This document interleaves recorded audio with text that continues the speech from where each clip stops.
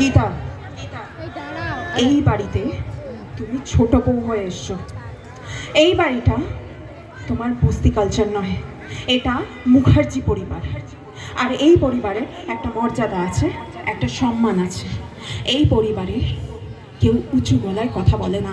অগ্নিজিৎ মুখার্জির সাথে তো কেউ উঁচু গলায় কথা বলে না,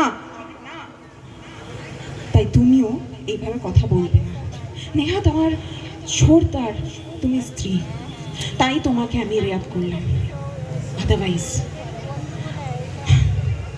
বাড়ির মুখার্জি পরিবারের তুমি ছোট বউয়ের মতো থাকো। আর হ্যাঁ, অ্যাডভোকেট তুমি এই পরিবারের বাইরে, এই পরিবারের মধ্যে নয়, সেরকম ব্যবহার তুমি করো। Thank you.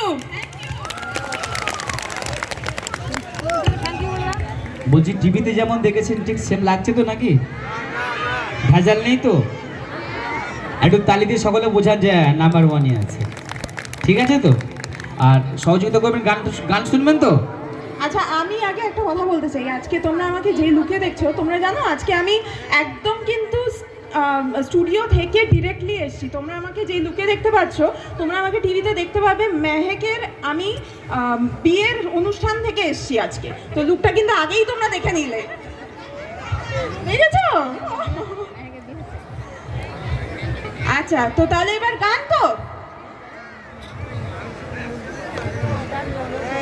একদম লাইভ শুধু হয়ে গেছে, দেখে নিয়েছেন বাড়িতে। এই সিরিয়ালের জন্য বুঝতে পারছেন 6টা চা 9টায় খেতে হয়।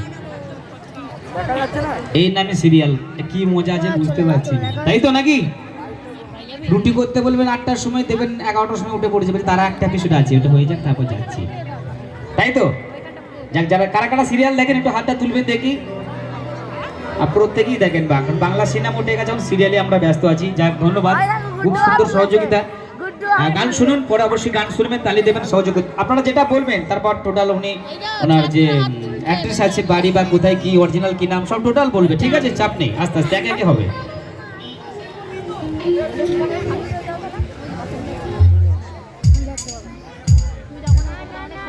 গীতা।